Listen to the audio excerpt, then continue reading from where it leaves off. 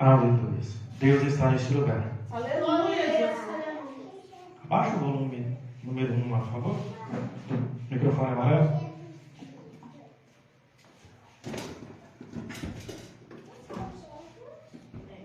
Glória a Deus.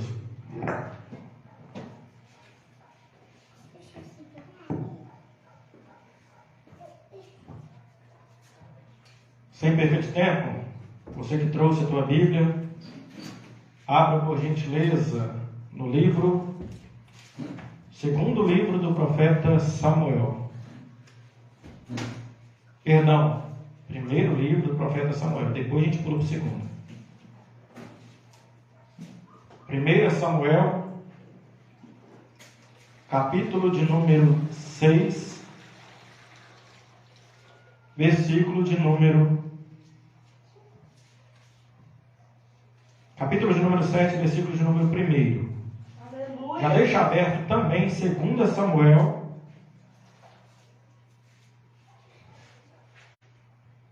capítulo de número 6, versículo 1. Então, 1 Samuel, capítulo 7, 2 Samuel, capítulo 6.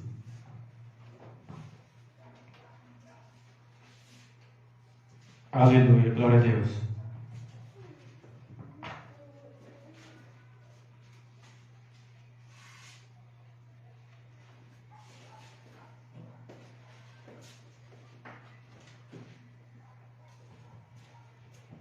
Glória a Jesus. 1 Samuel, capítulo de número 7. 2 Samuel, capítulo de número 6.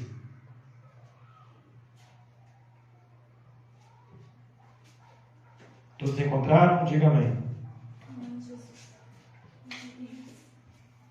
Glória a Deus. Diz assim a palavra do Senhor.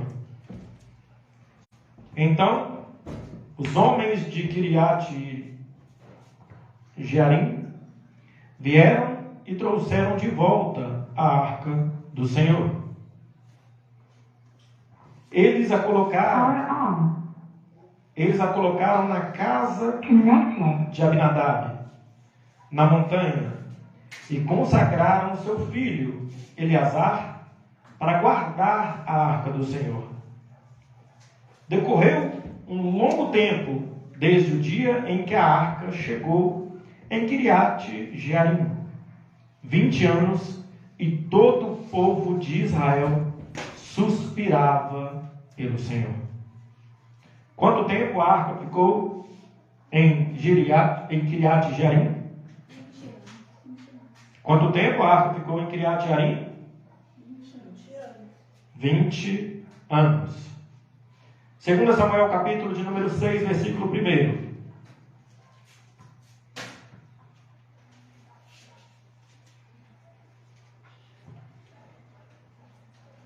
Novamente, Davi colocou todas as tropas escolhidas de Israel, 30.000 homens, tomando todo o exército que tinha com ele.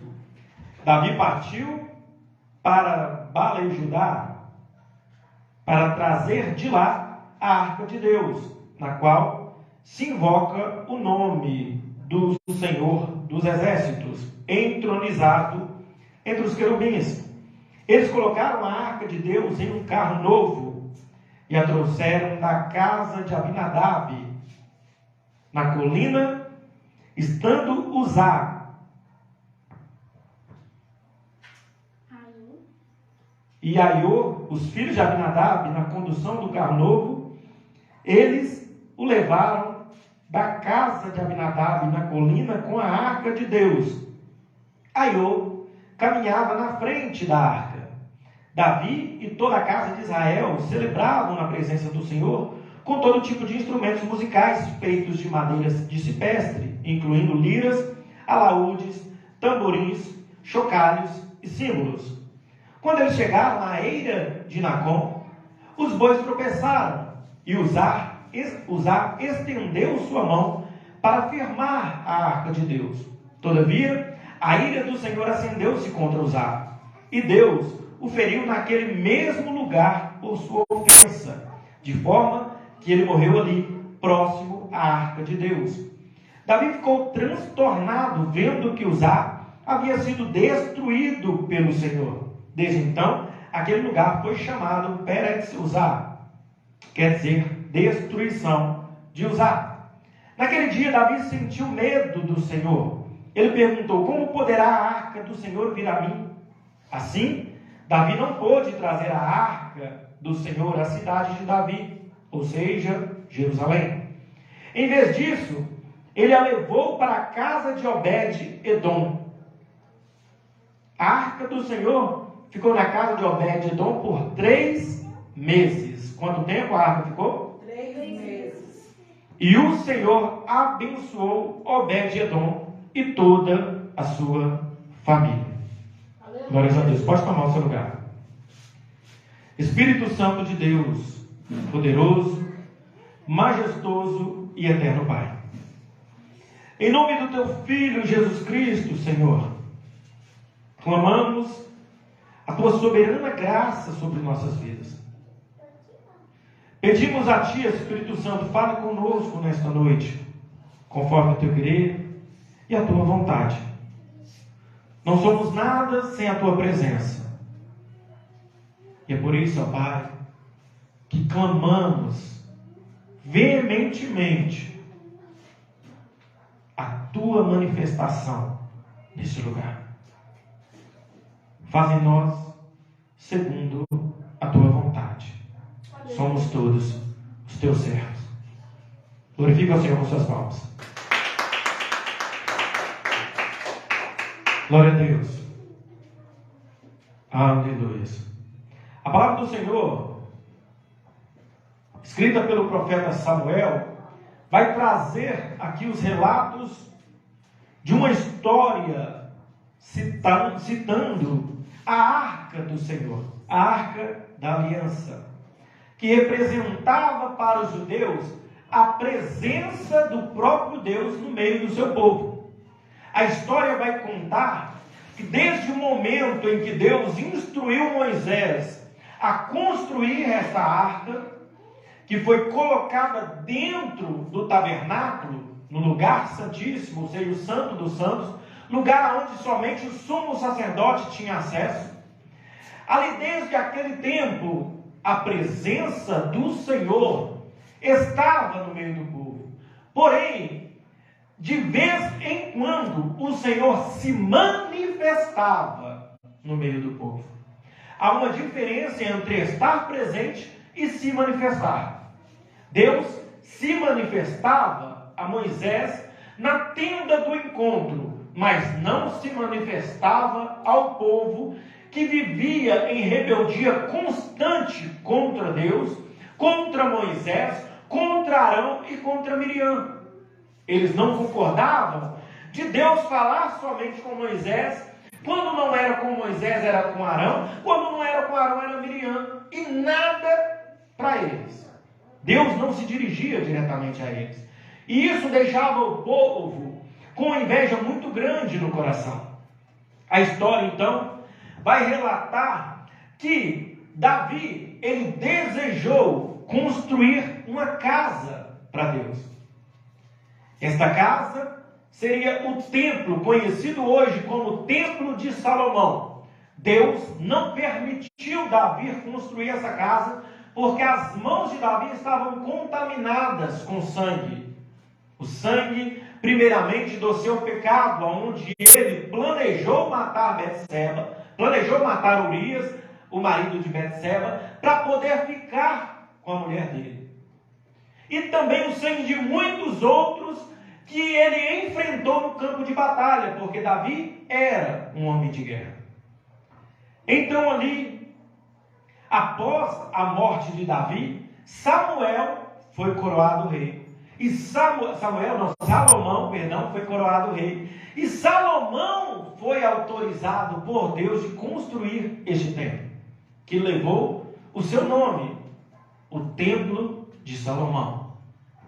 Templo esse citado nas matérias de escatologia, onde retrata sobre as últimas coisas, dizendo que o anticristo se sentará no trono de Salomão, dentro do templo, se declarando como Deus. Aí será o momento em que toda Israel descrente, que não acredita que Cristo já veio, que ainda está esperando Cristo, vai entender que todas as profecias já cumpriram e que realmente chegou os últimos dias. Este é um breve resumo sobre a história do templo e um pouquinho sobre o relato da Arca da Aliança, ou seja, também conhecida como Arca do Concerto.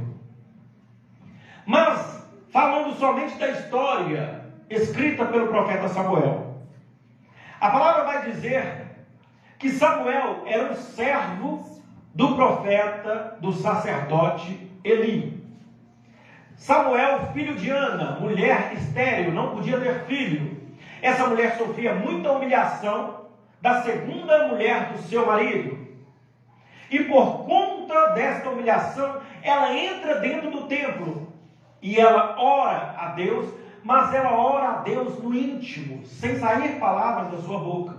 O sacerdote ali, ouvindo os murmúrios daquela mulher, ele então começa a questioná-la, dizendo: mas por acaso isso é hora de você estar tomada de bebida? 9 horas da manhã e você já está embriagada? Então Ana vira para o profeta e fala que ela está com o coração amargurado. Meu Senhor, meu coração está tomado de amargura. E então, diante disso, o sacerdote vira e fala: que seja feito tudo o que o teu coração deseja. Então Ana, ela promete a Deus que se ela tivesse um filho, ela o entregaria para servir a Deus. Então ela gerou Samuel, entregou Samuel para o próprio sacerdote Eli. E ali, diante de Eli, ele foi criado nos ensinos da lei de Moisés, na Torá, e nos ensinos dos profetas que já haviam passado. Então, Samuel, certo dia, está deitado, e Eli também deitado em outra cama. Então Samuel ouve uma voz chamando o seu nome: Samuel. E quando ele ouve a voz chamando, ele vai até o sacerdote Eli e pergunta: pois não, Senhor, o que o Senhor quer de mim? O sacerdote vira e fala: eu não te chamei, volte e deite-se na sua cama. Ele volta, deita, e ele novamente ouve a voz o chamando: Samuel. E ele vai até o sacerdote: Senhor, o que o Senhor deseja comigo? O sacerdote, mais uma vez: eu não te chamei, Samuel, volte para sua cama. Uma terceira vez Samuel ouve novamente: Samuel. E ele vai até o sacerdote, como ele fez nas outras 2 vezes.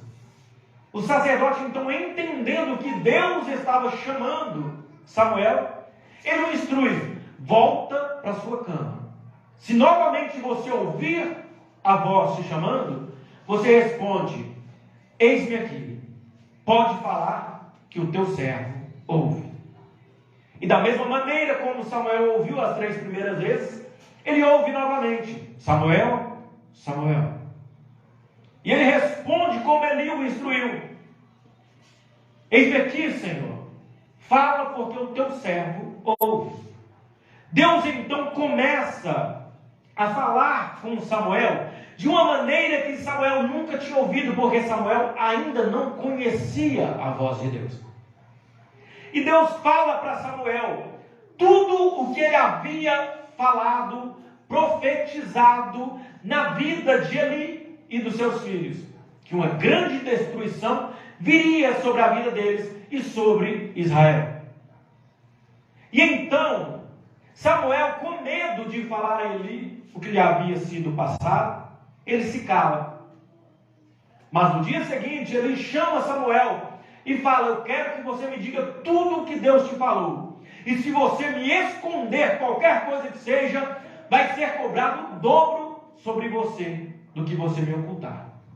Diante disso, Samuel, conhecendo o sacerdote, que também era profeta, ele teme aquelas palavras, e então ele fala a Eli tudo o que Deus havia lhe falado. E as palavras de Deus eram de destruição para a casa de Eli e destruição para a nação de Israel. Então, Passa-se um tempo. Samuel, já crescido, e a arca da aliança, ela é tomada, ela é levada de Israel. Por quê? Como ela é levada de Israel? Os filisteus, os povos inimigos, os mesmos que tempos à frente enfrentaria a nação de Israel novamente, que amedrontaria toda a nação de Israel, a um ponto de ter que se levantar Davi para enfrentar o gigante Golias da cidade de Gate, o filisteu. Então, aquele povo se coloca contra Israel e vai à batalha. E na primeira batalha, os filisteus conseguem matar mais de 4.000 israelitas. Os israelitas então fogem, chegam no arraial, ou seja, na cidadezinha, na comunidade deles, e clama ao sacerdote: nos permita levar a arca da aliança conosco, para que a presença de Deus nos dê a vitória sobre os filisteus. O sacerdote, mesmo com temor no coração, permite, e a arca é levada pelos levitas, os israelitas, levada até o campo de batalha. Quando os filisteus veem a arca da aliança, eles temem de medo. Eles começam a indagar um contra o outro. Deus está no meio deles, e agora o que é que nós vamos fazer? O Deus dos israelitas está ali, e é o mesmo que tirou o povo do Egito, é o mesmo que fez maravilhas no meio daquele povo. Nós não temos como vencer essa luta. Porém, um dos filisteus se levanta no meio deles e fala: animem-se, enfrentem essa batalha, tenham coragem. E eles vão. E eles não só matam mais de 30.000 soldados israelitas, como levam também consigo a arca da aliança. A arca que simbolizava a presença de Deus foi tirada de Israel e levada para o reino dos filisteus, colocada diante de uma estátua, de uma imagem de Dagon. E ali, em Gate, aquela estátua, no meio da noite, ela cai. E os filisteus, quando levantam, a estátua de Dagon está prostrada diante da arca da aliança, de rosto em terra.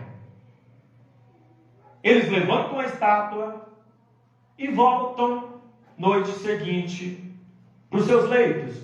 Quando acordam no outro dia, a estátua está novamente no chão. Porém, desta vez, a estátua está com os punhos quebrados e o pescoço também quebrado, e as suas pernas, sobrando somente o tronco da estátua. E aquele povo então ficou com medo. E não bastando a estátua de Dagon ter sido destruída, o povo filisteu começou a ser tomado por muitas enfermidades.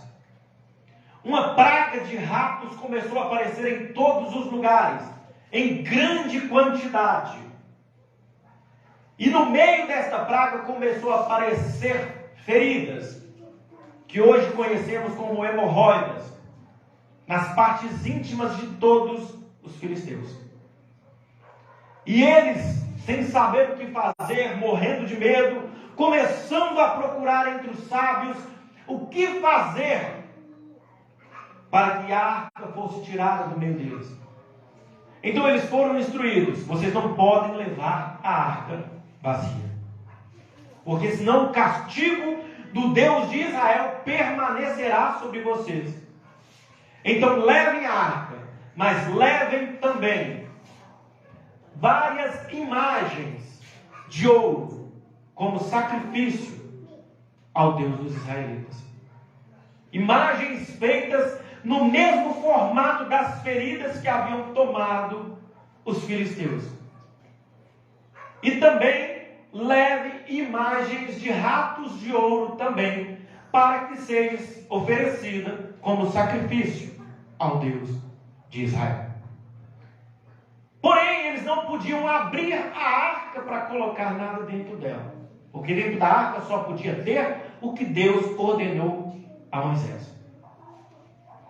Eles então são orientados a fazer um cofre de ouro e junto com a arca levar este cofre contendo as ofertas. E aí então eles fazem isso, fazem um carro novo, pegam 2 vacas que estavam amamentando, e essas 2 vacas eles colocam para puxar os carros. E a pergunta de um dos filisteus, um dos sábios, é a seguinte: como saberemos que realmente é o Deus de Israel que está nos castigando?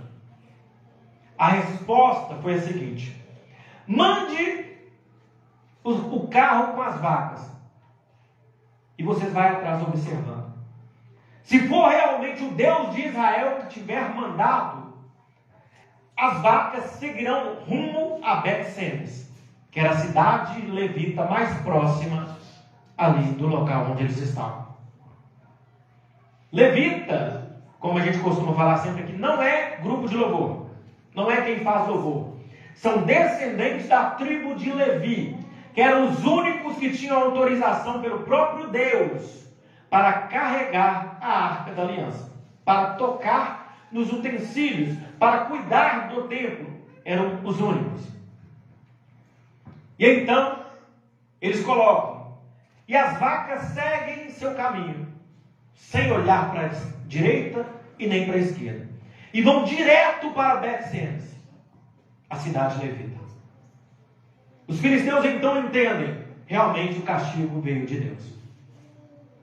Quando chega em Bet-Semes, o interessante, a cidade de Bet-Semes não é uma cidade inimiga, é uma cidade que era israelita, conhecia as leis de Israel, conhecia os mandamentos de Deus. Porém, quando a arca da aliança chega naquele lugar e se alegra, eles vão, buscam a arca, tiram ela do carro de boi, sacrificam as 2 vacas a Deus em agradecimento, porque a presença de Deus havia voltado para o meio deles. Era um momento de muita alegria para eles. Porém, aquele povo teve a ousadia de abrir a arca da aliança. E pelo fato deles terem abrido a arca, o próprio Deus se irou contra aquele povo. Então aquele povo também foi cometido com muitas doenças, com muitas enfermidades. Aquele povo começou a sofrer um mal atrás do outro.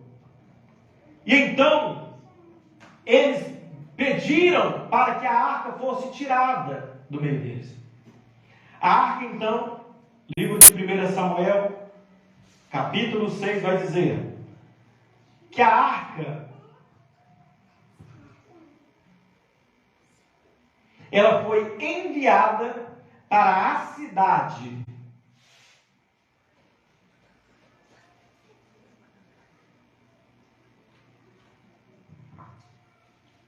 Ela foi enviada para a cidade de Kiriat Jearim. E ali na cidade de Kiriat Jearim, capítulo 7, versículo 1. Eles levaram para a casa de Abinadab e consagraram o filho de Abinadab, Eleazar, para guardar a arca de Deus. Novamente a arca foi para a casa de um israelita, de um descendente da tribo de Levi. Foi colocada a arca aos cuidados de Eleazar. Abinadab tinha 3 filhos: Eleazar, Aiô, e o terceiro foi Uzá.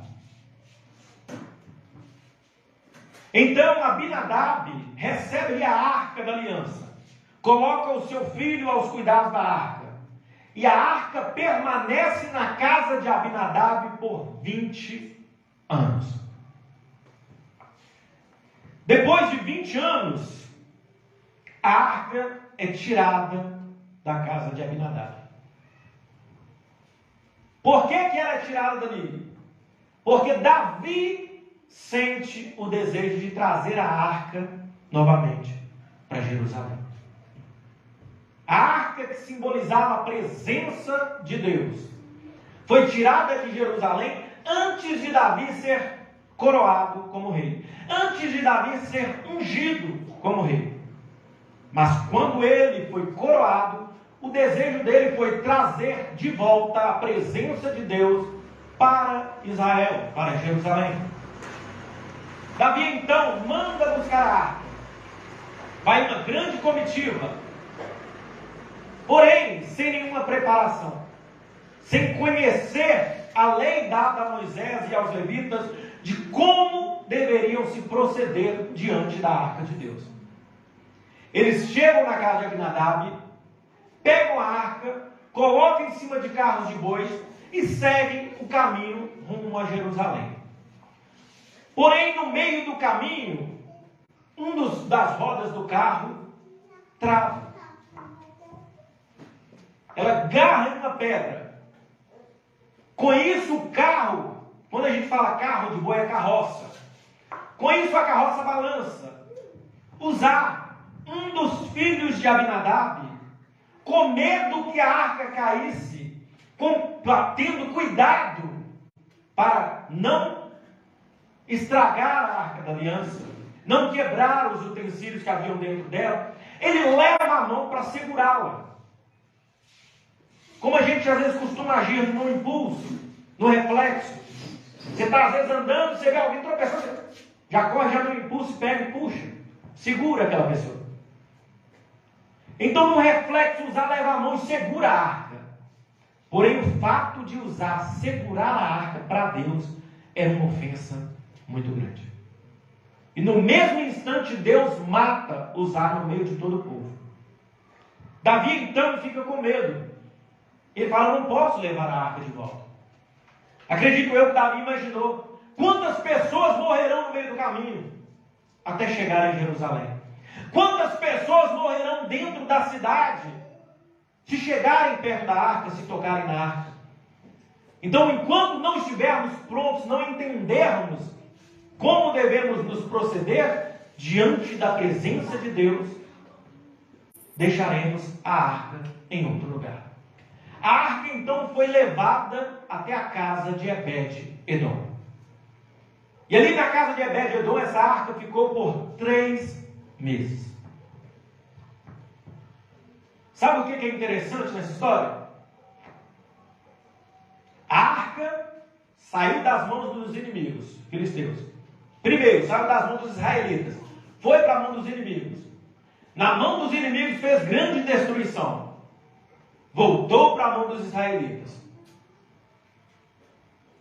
Os israelitas não cuidaram da maneira como deveria. Não se portaram da maneira como deveria. Grande destruição também veio sobre a cidade aonde a arca estava. E então ela saiu e foi novamente para a casa de outro israelita. Ela não voltou para as mãos dos inimigos. Na casa de Abinadab ela ficou 20 anos. Não foi 20 dias. Não foi 20 meses. 20 anos. Quando a arca chega na casa de Abinadab, Uzá e seus 2 irmãos eram crianças. Eles cresceram vendo a arca diante deles. Eles cresceram vendo a presença de Deus diante deles. Mas eles nunca viram a manifestação de Deus. Aleluia, Jesus. A manifestação dessa presença. 20 anos não foram suficientes para Uzá aprender como deveria se portar diante da presença de Deus. E o que aconteceu? O salário do pecado é a morte. A morte chegou até Uzá, porque diante da presença de Deus, ele achou que poderia ficar de qualquer maneira. Diante da presença de Deus, ele pensou que poderia fazer o que quisesse, porque Deus conhece a intenção do nosso coração. Muitas vezes a gente pensa isso. Estou fazendo para Deus, então não importa como eu estou fazendo. O importante é a intenção do meu coração. Porém, a gente enxerga as coisas de um jeito. Deus enxerga de outro. A intenção do coração de Uzá era ajudar. A intenção do coração de Uzá era não deixar a arca cair. A intenção do coração de Uzá era não deixar que nada se quebrasse. Era zelar pelos bens da casa de Deus. Mas para Deus, ele estava sendo afrontoso. Sabe o que isso quer dizer? Deus não precisa da minha e da tua ajuda. Nós é que dependemos da ajuda de Deus. Aleluia, Jesus. A gente costuma ir crescendo eclesiasticamente, né? Crescendo em talentos, ministerialmente, crescendo em cargos dentro da igreja. E a gente costuma achar porque o cargo está aumentando, está melhorando, quer dizer que eu estou também ficando mais importante. E pelo fato de eu ficar mais importante, eu começo a ter mais valor, eu começo a ter mais liberdade para fazer o que antes eu não poderia fazer. Agora eu sou pastor, não, então agora eu posso fazer isso. Mas se é Deus quem me orienta, se é Deus quem manda fazer, por que antes não podia? Antes não era Deus? Então, Deus não precisa da minha ajuda e da tua ajuda para cumprir a obra dele. Nós é que devemos agradecer a Deus constantemente pelo privilégio de poder estar na presença dele. A arca esteve 20 anos na casa de Abinadab, na casa de Uzá, na casa de Eleazar e na casa de Aiô. E 20 anos não foram necessários para eles conhecerem a Deus. Não foram suficientes para eles conhecerem e entenderem quem era Deus. A arca então foi retirada. Não porque eles não queriam ela lá mais, porque aparentemente nem fazia diferença a arca estar ou não estar na casa deles, porque nada mudou. Será que a gente vai continuar vivendo dessa maneira? A presença de Deus no nosso meio e nada mudando em nossas vidas. Então não foi porque eles pediram para que tirasse. O rei pediu para tirar. Porque o rei entendia a importância da arca. O rei entendia a importância da presença. Mas o rei também não sabia como proceder. A diferença é que o rei ainda não conhecia a presença. Abinadab e Uzá já conhecia há 20 anos. O rei foi. No primeiro momento que ele viu algo dando errado, ele falou: opa, não estou pronto. Não é de qualquer maneira que eu possa agir. Então deixa eu me preparar para que eu possa chegar diante de Deus. O rei então voltou para Jerusalém. Mas antes levou a arca para a casa de Obed-Edom. Obed-Edom era da tribo de Levi. Mas ele não era israelita. Ele era nascido em Gate, filisteu. Ele não era filisteu. Ele era nascido em Gate. Nasceu na cidade de filisteu. Mas por ser da tribo de Levi, ele se considerava israelita. Então, Obed-Edom, ao receber a arca da aliança na sua casa, por que ele recebe a arca da aliança? Porque ele pediu? Não. Por que ele recebe a arca da aliança? Porque o rei virou e falou assim: eu conheço um homem ali, que ele também é da tribo de Levi, a gente pode deixar lá? Não. Ele recebe a arca da aliança porque era a casa mais próxima de onde o mal sobreveio sobre os árabes. Muitas vezes, Deus vai usar o mal de alguém para te abençoar, se você estiver na presença. Se você não estiver na presença, muitas vezes Deus vai usar o teu mal para abençoar alguém. Porque Deus é cruel? Não, Ele é justo. O mal veio sobre Uzá morreu. A morte de Uzá trouxe vida para a casa de Obed-edom. A arca não entraria na casa de Obed-edom, seguiria para Jerusalém. Mas o fato de Uzá ter tocado nela fez com que ela fosse direcionada a outro lugar. Existem dois tipos de toque. A palavra vai dizer sobre a mulher do fluxo de sangue. Essa mulher havia gastado toda a sua riqueza procurando uma cura para a sua doença. E ela não encontrou. Quando ela ficou sabendo que Jesus estava passando por aquele lugar, ela rompeu a multidão e tocou na orla das suas vestes. O toque daquela mulher foi um toque de humilhação. Ela se prostrou, tocou na ponta dos vestidos. Um toque de fé. Ela sabia que ela receberia o milagre se ela somente tocasse. E ela recebeu. Porém, existe o toque que não é o toque de humilhação. Não é o toque de fé. Que foi o toque de Uzá. O toque de quem pensa que pode consertar as coisas de Deus. O toque de quem pensa que pode mudar as coisas que Deus está fazendo. Tudo está escrito. Tudo está determinado. E nada foge do controle de Deus. Quando Deus fala, eu vou fazer, Ele faz. Quando Ele fala, eu não vou fazer, não adianta bater o pé que Ele não faz. Uzá achou que poderia ajudar a Deus.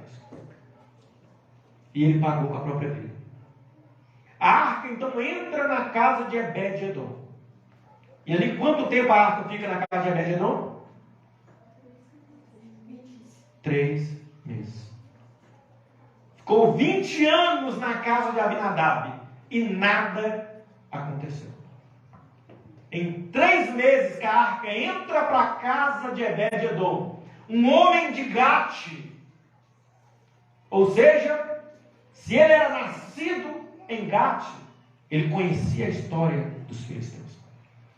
Ele sabia quantas vezes os filisteus se colocou contra Israel e perdeu as batalhas. Além de ser de Gate, de ser do meio dos filisteus, ele ainda era levita. Então ele conhecia, além de conhecer a história dos filisteus, ele conhecia a história de Israel. Ele conhecia sobre o Deus de Israel. O Deus que tirou com mãos fortes o povo do Egito. E 3 meses foram suficientes para a palavra dizer que tudo mudou na casa de Obed-edom.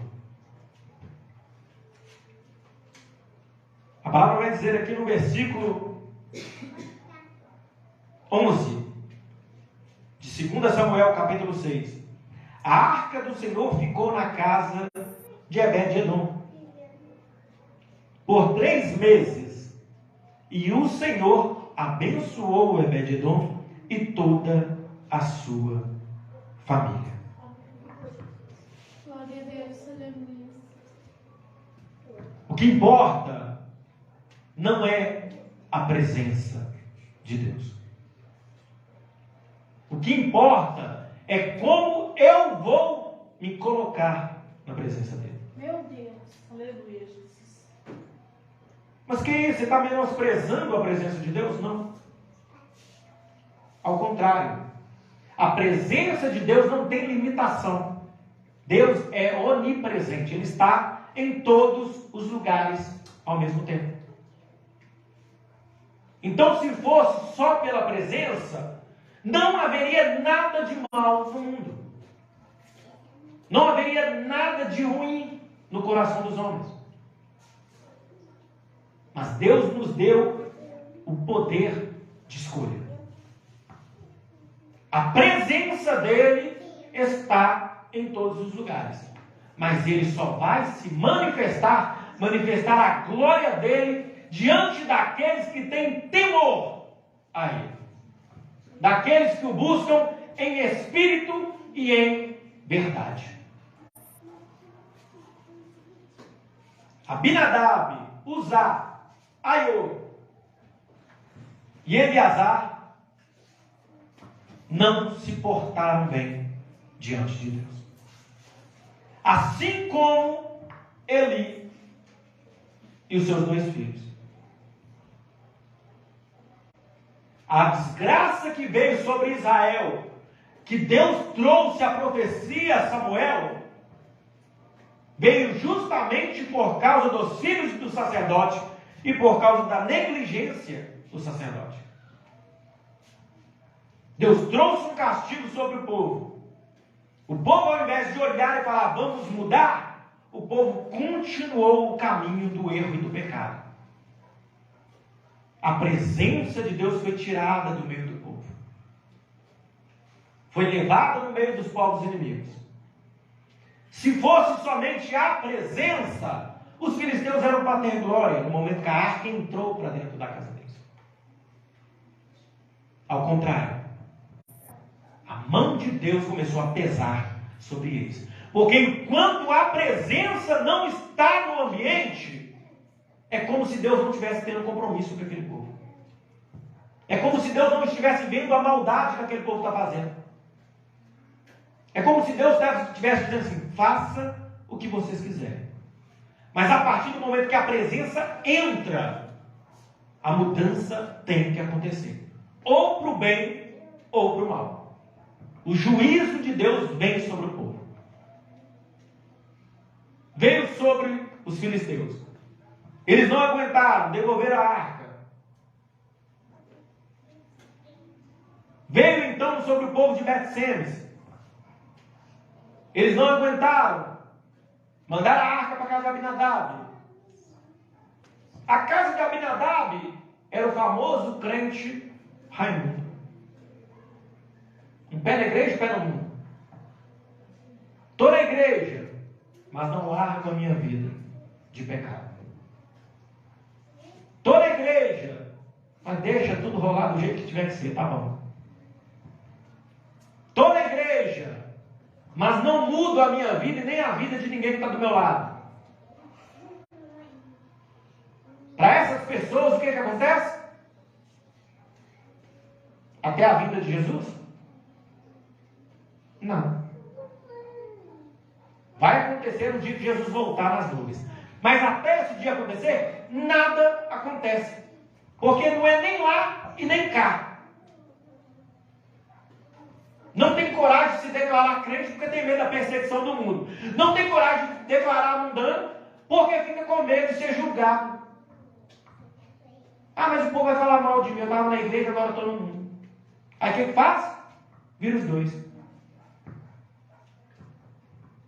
É o crente que vive de qualquer jeito. O crente que não crê na libertação de Deus. O crente que não crê na mudança. O crente que não crê na renovação, na restauração da vida.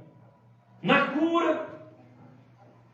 Porque se acomodou com a mesmice. 20 anos e nada mudou na casa de Abinadab. 3 meses e tudo mudou na casa de Obed-edom. O povo então faz o quê? Sabe o que é interessante? Quando você está sofrendo os males da vida, não aparece ninguém para estender a mão e te ajudar. Se você está vivendo a mesmice, não vai aparecer ninguém para colar com você, e não vai aparecer ninguém também para te condenar. Ninguém chegou em Bet-Semes para ajudar o povo, porque abriu a arca e começou a sofrer o peso da mão de Deus. Mas ninguém também chegou na casa de Abinadab para falar: poxa, a arca está aqui, vamos adorar a Deus aqui então. A arca está aqui, alguma coisa está errada aí, porque já era para você estar diferente, já era para você estar sendo abençoado.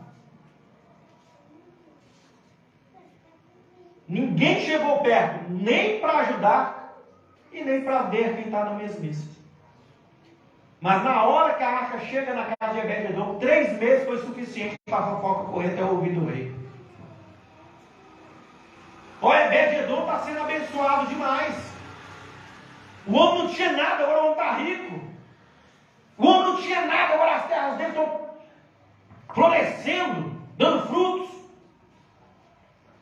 A família dele está multiplicando. O homem está comprando o terreno, um atrás do outro, está só prolongando as terras dele. 3 meses. Rapidinho chegou no ouvido do rei. O que o rei faz? Vamos voltar lá então e buscar a arca. Não era para a gente ter deixado para trás, não. O rei reúne novamente o povo, mas desta vez com sabedoria. Estuda tudo para ver como ele deveria fazer. E vai da maneira correta. Traz a arca novamente para Jerusalém. A presença de Deus não pode sair das nossas vidas. Aleluia. Mas não só a presença de um Deus onipotente, onipresente, que está em todos os lugares, mas a presença do Espírito Santo, que só habita em templos santos e puros. Temos que olhar para Deus como Davi olhou. Por que Davi era considerado um homem segundo o coração de Deus, tendo errado tanto? Porque Davi, ele errava, mas ele se arrependia.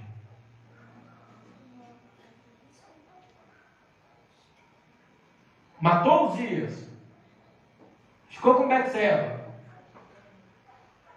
Para ele estava tudo perfeito. Não, está tranquilo. Eu amo Betseba, estou fazendo tudo por amor. Enquanto a gente enxerga que está fazendo tudo do jeito certo, a gente nunca enxerga o erro do que a gente está fazendo. Até o momento que a gente é confrontado. Aí o profeta confronta Davi. Quando ele é confrontado pelo profeta Natan, é como se caísse escamas dos seus olhos.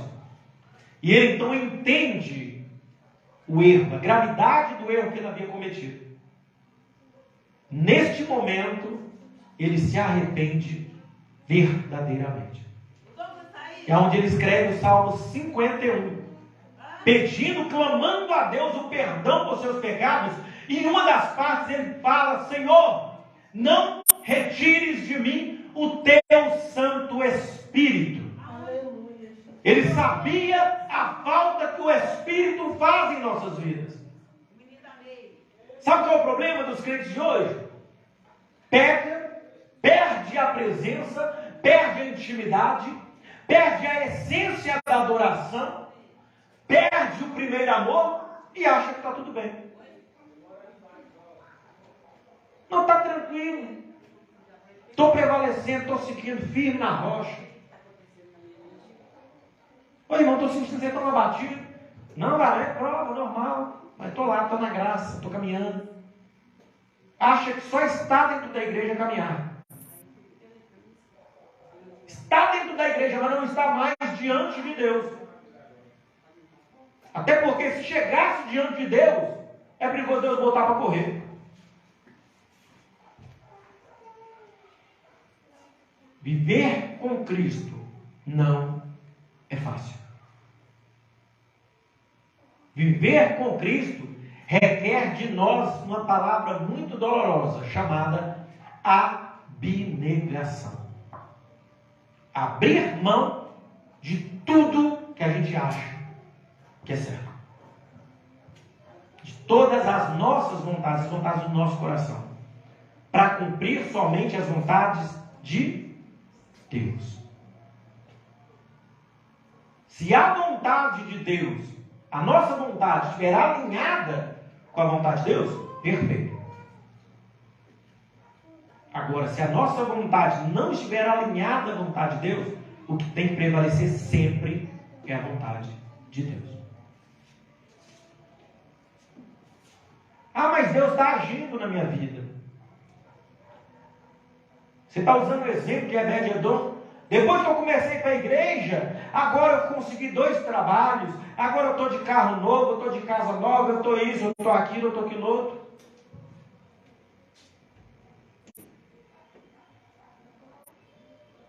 É bênção. Prosperidade financeira é bênção de Deus. Mas quer saber de uma realidade? Não quero desencorajar vocês, não. Não é para todos. Porque tem gente que não pode ter. Se tiver, esquece Deus. Tem aqueles que, se tiver, pelo menos tem a cara de pau, a decência de virar e virar as costas e ir embora.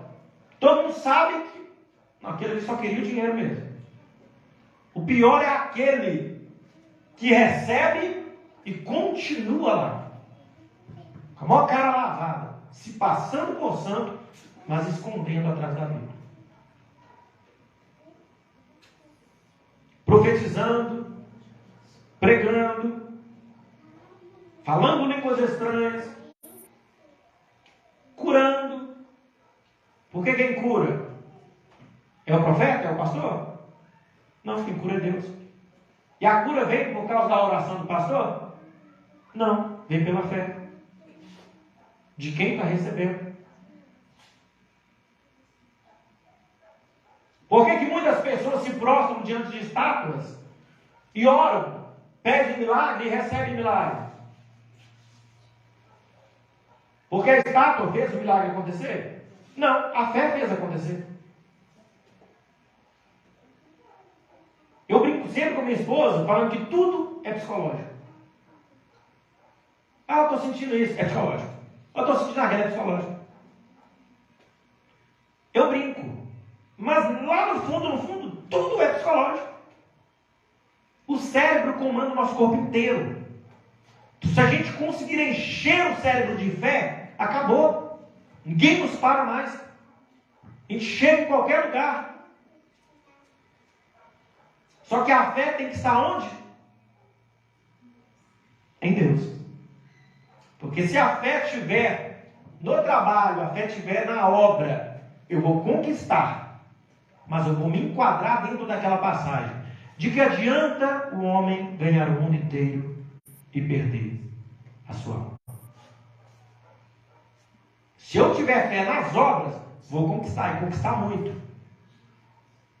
A gente vê exemplo aí de milionários, palestrantes, que reúnem multidões, cobram caro para dar uma palestra, para ensinar você como ganhar dinheiro. Ele tem fé naquilo, ele crê naquilo, e ele consegue fazer você crer também. E quando você começa a crer, você começa a ganhar. Mas quer dizer que está sendo salvo? Nem sempre. Principalmente se estiver sendo necessário passar por cima de alguém para alcançar os objetivos. Nós temos então 2 escolhas. Ter a presença manifesta ou ter a presença e não ter nada.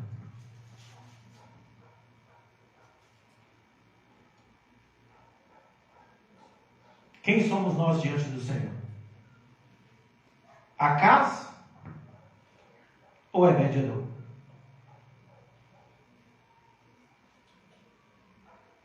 Quem nós temos agido, sido e agido diante de Deus? como alguém que reconhece a importância da presença e a maneira como tem que se portar na presença, ou alguém que a presença é só mais uma coisa e que não vai fazer diferença nenhuma? Tem um ditado que diz: crente até o diabo é. E o ditado não é mentiroso, porque crente vem da palavra crer. O diabo, ele crê, ele só não estremece e não teme diante de Deus. Mas ele crê, ele sabe que existe Deus, ele sabe que a autoridade está na mão de Deus. Se ele não soubesse disso lá em Jó, ele não tinha perguntado para Deus: oh, eu posso fazer? Ele tinha ido e feito.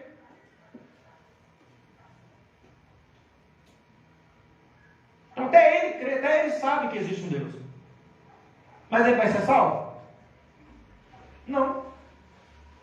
Então não é só crer, é crer e agir. Crer e confiar. Crer e depositar todas as esperanças naquilo. Sabe como que tem que ser uma vida com Deus? Quem lembra aqui da primeira paixão da vida? Primeiro momento, você está lendo, novinho lá, você não, a menina não quer nem ouvir falar de menino. Não. Menino, nada, vou ficar junto com minha mãe o resto da vida. Vou ficar solteiro, vou cuidar do meu trabalho. O menino, quando o outro vai lá e fala: nossa, eu vi uma menininha ali bonita. Você. Isso não é para mim não. Vou ficar sozinho, vou trabalhar. Até o dia que encontra primeiro namorico. Na hora que a menina, o olho brilha, o rapazinho, lama até a parede, por causa do menino, para impressionar. Menina, mesma coisa. Está na escola lá, tá a menina, está merendando, na merenda tem a sobremesa, um docinho. Aí descobre que a menina gosta de docinho. Está doido com o meu docinho, mas faz questão de ir lá e dar para a menina. Não, não gosto não. Só para agradar, só para impressionar. É assim que a gente deveria agir diante de Deus. Quando vê, sentir a presença dele, o olho até brilhar. Você caçar tudo que você tem e que você não tem. Lá, fala: meu Deus, nossa, eu tenho que fazer alguma coisa pelo Senhor, para ver se eu te conquisto. Mas sabe o que a gente faz? Nossa, o meu Senhor chegou. Quando chamamos de Senhor, né? Meu pai chegou.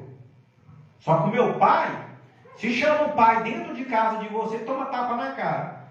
Aí Deus, a gente chega: você, vem cá, você senta aqui.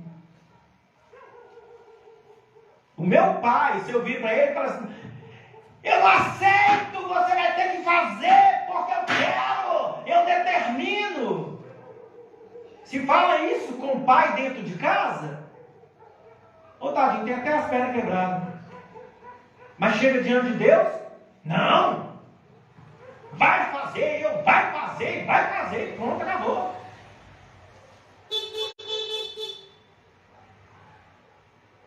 E é só vem.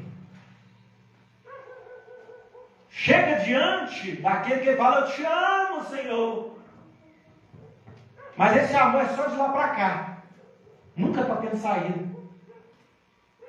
Nunca procura agradar a Deus. Nunca procura satisfazer os desejos do coração de Deus. Nunca procura viver da maneira como Deus agrada. Falando das paixonites. Às vezes está lá um jovenzinho, todo comportado. Parecendo o Clark Kent quando muda para o Superman. Está lá de cabelinho todo lambido, óculos fundão de garrafa, não sei o que, igual a CDF. Aí viu a menininha, apaixonou. Como a menininha é do grupinho dos metaleiros, o cara nem sabe o que é metaleiro, já começou a vestir de preto. Agora eu sou diferente. O fundão de garrafa já não presta mais, você anda até tropeçando, tão certo que é, mas eu quero mostrar para ela que eu sou do estilo dela.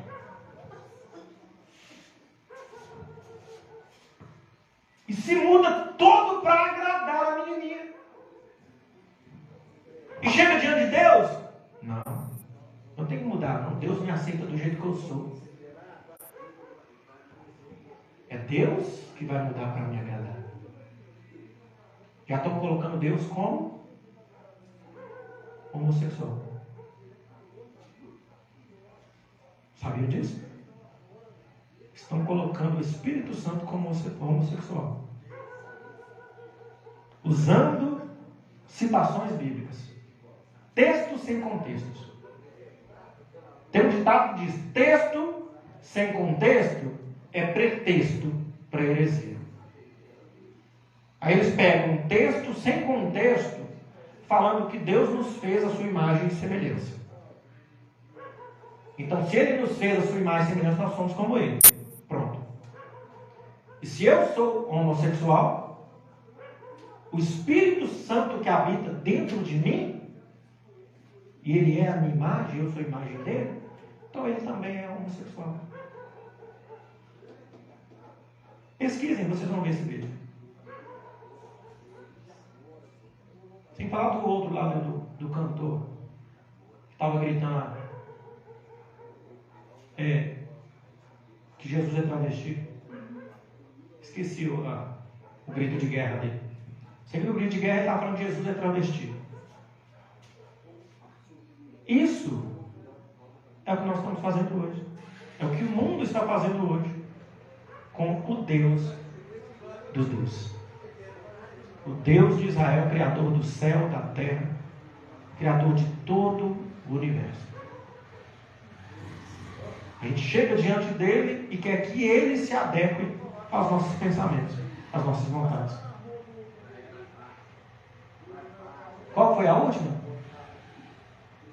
Que agora é proibido expulsar demônio. Agora é proibido expulsar demônio. Por que é proibido expulsar demônio? Porque satanismo também é uma religião. Se o satanismo é uma religião e você expulsa Satanás, você está sendo intolerante. É intolerância religiosa. Então você não pode mais expulsar demônio. Então quando for expulsar, for expulsar, expulsa legião, viu gente? Já sai tudo de uma vez só. Se você falar a palavra Satanás, é errado. Tira tudo. Fala, Senhor, sai, manda de 10 em 10 para não dar tumulto nesse trem. Aí vai embora, de qualquer jeito. Então é isso que estão fazendo. E sabe o que é pior? As igrejas estão aceitando. Estão aceitando e mudando para enquadrar dentro dessas leis absurdas.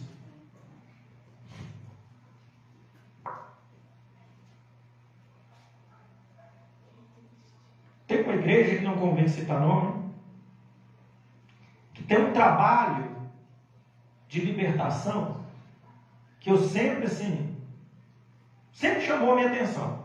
Vou nem falar aqui, nem a favor nem contra, mas sempre chamou a minha atenção esse trabalho de libertação dessa igreja. E eles sempre citaram nesses trabalhos de libertação nomes de demônios, tal, para expulsados, vem para você ser liberto de todo tipo de demônio, vamos fazer oração forte, vai expulsar, vai sair. Esses dias eu estava vendo, deve ter uns 3 ou 4 dias, eu estava vendo um culto de libertação. Não falam mais de libertação de demônios. Venha para você receber libertação emocional, para que você, através da oração, não sofra mais de depressão, humanizando tudo o que é espiritual. Não que não necessite de médico, a gente também não pode ser também radical. Mas todas as coisas na nossa vida, todas, sem exceção, andam em paralelo, mundo físico e mundo espiritual. Tudo. Algumas coisas você vai conseguir resolver no mundo físico mesmo. Não que o mundo espiritual não esteja agindo, mas talvez ele não está esforçando tanto para te derrubar naquilo. Porque sabe aonde que o mundo espiritual faz mais força para te derrubar? Naquilo que ele sabe que você é fraco. Na onde você é forte, ele não mexe muito não, porque ele sabe que ele vai gastar muito tempo ali para te derrubar. Mas na onde é a sua fraqueza, ele faz um investimento pesado. Então, na fraqueza, você só vai vencer no mundo espiritual.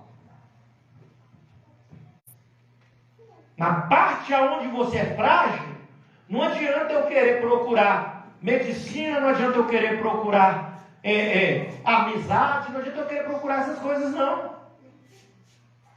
O próprio Cristo falou que tem carta de demônio que é só jejum e oração. Agora as coisas mais simples, não. Aonde está a minha força? Aonde eu não sou afligido? Não, beleza. A falar algumas palavras ali comigo ali, que me ofendeu muito e por conta dessa ofensa foi acumulando, virou uma bola de neve e entrei em depressão. Pronto. Porém a depressão não é a minha fraqueza. Eu estou num momento depressivo, mas não é a minha fraqueza. Pronto, o que eu vou fazer? Vou procurar um psicólogo, vou procurar um psiquiatra. Vou fazer terapia, vou tomar os medicamentos no certo tempo. Pronto, chegou o tempo, não preciso mais do medicamento. Não preciso mais da terapia, não preciso do psiquiatra, não preciso do psicólogo. Me livrei daquilo, porque não era a minha fraqueza. Agora, se é a minha fraqueza, não adianta eu querer procurar só o físico, que eu vou viver o resto da vida sendo medicado.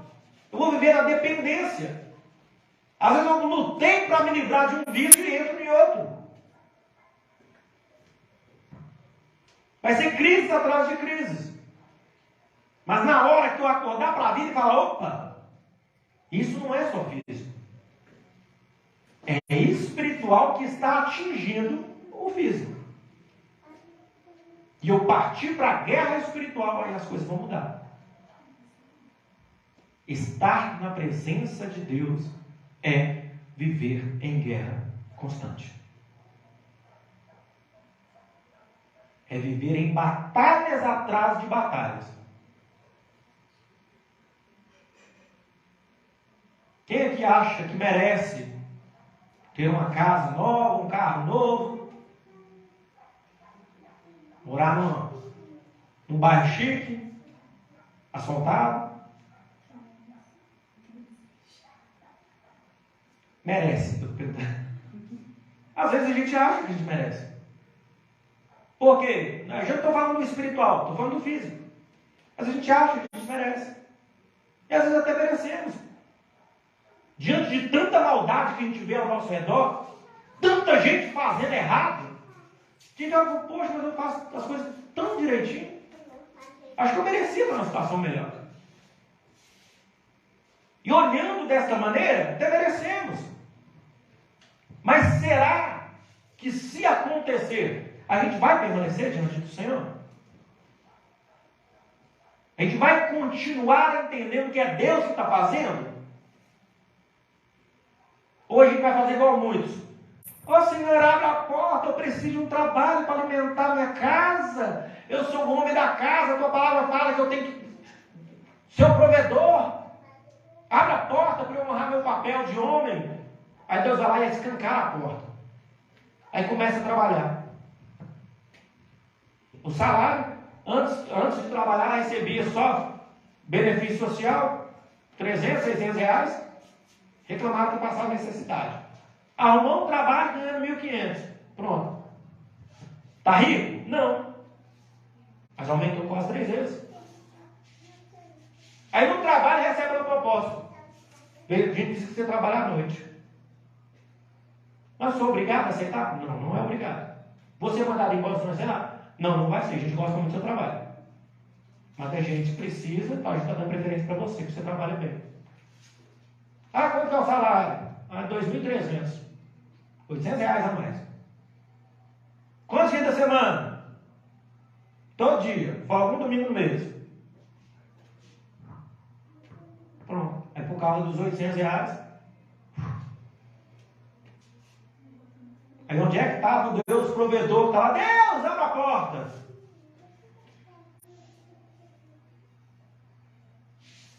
Ah, mas eu tenho que cumprir o meu papel de homem. Tem, deve.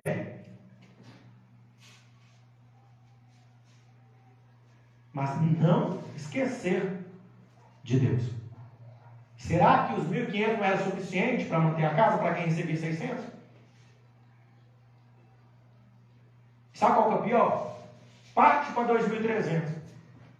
Aí os 600 que conseguia viver antes, que não sobrava, mas dava para viver, passou a receber 1.500, passou a sobrar um pouquinho, está dando para sair no final de semana com a família. Passa a receber 2.300, começa a faltar dentro de casa. E não entende. Mas o que está acontecendo? Está aumentando meu salário, só está faltando. Porque não está sendo fiel. E o ser fiel a Deus não é só dízimo e oferta, é ser fiel em tudo. Ele não foi fiel na hora que você pediu a porta aberta? Então por que agora não ser fiel e está diante dele adorando, congregando?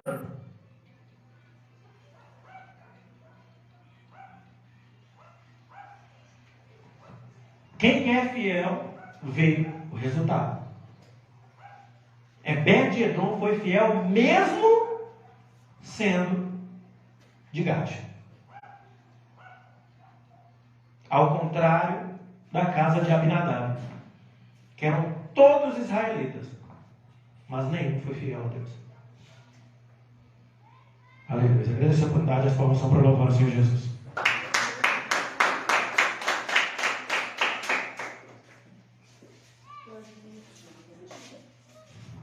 Glória a Deus, aleluia. Se coloca de pé. Vamos agradecer ao Senhor nessa noite. Glória a Deus por essa palavra abençoada que nós recebemos. Que o Senhor venha nos